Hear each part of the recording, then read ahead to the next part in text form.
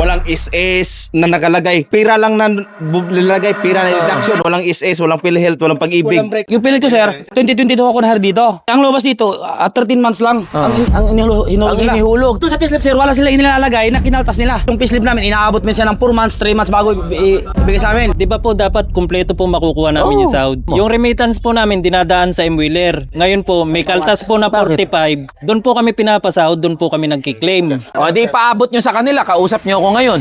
Mayayabang kasi ang mga yan, matatapang kasi. Inakala nila hindi nyo alam yung karapatan ninyo. Ayan mga boss, galing pa tayo ng Kongreso at agad na pumunta dito sa Makati City dahil merong mga manggagawa na nagdesisyon na magtigil trabaho dahil hindi na nila matiis yung pangalipusta, pang-api sa kanila ng kanilang management. So doon pa lang sa usapin ng sahod, patong-patong na violation to. Sa SSS, PhilHealth, Pag-ibig, alam nyo, kinakaltasan kayo pero hindi hinuhulugan o bungi-bungi yung paghuhulog. Tama?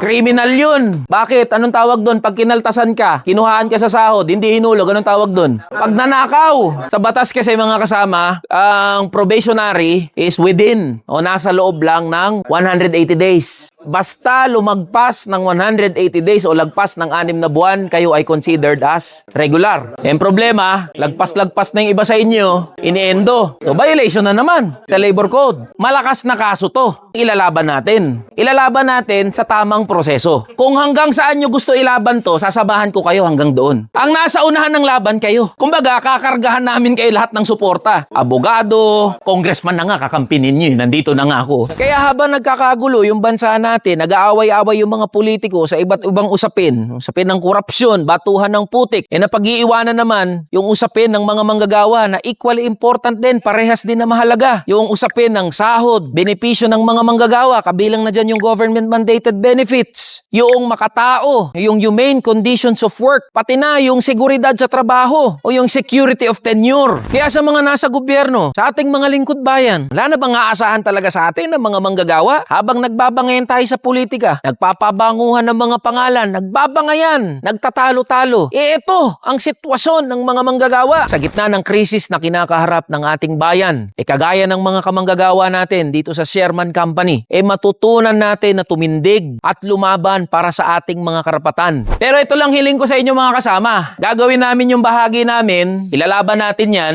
pero dapat kayo ang nasa unahan ng laban. Ipagpapauna ko na, alam nyo naman ang mga kumpanya, kapag lumalaban ng mga manggagawa, gumagamit yan ng kung ano-ano mga taktika. Pupwedeng makipag-areglo yan, pupwedeng makipag-usap sa inyo, pupwedeng gumawa ng mga kung ano-anong paraan, tanggalin kayo sa trabaho, dasin kayo. Maiintindihan ko kayo kung yung ilan sa inyo, halimbawa makikipag-areglo, mapanghihinaan ng loob. Maintindihan ko dahil inaalala ninyo yung mga pamilya ninyo, inaalala nyo yung mga anak ninyo, naalala nyo mga asawa ninyo. Pero uulitin ko, yung katagumpayan ng laban ninyo nakasalalay sa pagkakaisa nyo bilang mga manggagawa. Kung mahigpit yung pagkakaisa nyo bilang mga manggagawa, malakas ang laban ninyo. At sa lahat ng mga manggagawa at ordinaryong Pilipino na magdedesisyon na kumilos at lumaban, tandaan nyo mga boss, kasama ninyo ang buong Kamanggagawa Party List. Kaya mga boss, laban lang tayo. Tara na, kamanggagawa.